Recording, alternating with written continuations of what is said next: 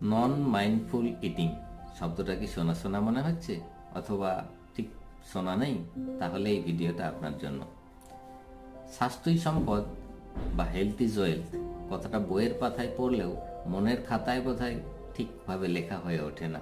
সেই কারণেই আমাদের প্রায়োরিটি লিস্টে হেলথ ব্যাপারটা অনেক নিচের দিকে চলে গেছে, যার ফলস্বরূপ হেলথ ডিজাস্টার নামক শব্দটি আমাদের জীবনের ডিকশনারিতে ঠাঁই করে নিয়েছে।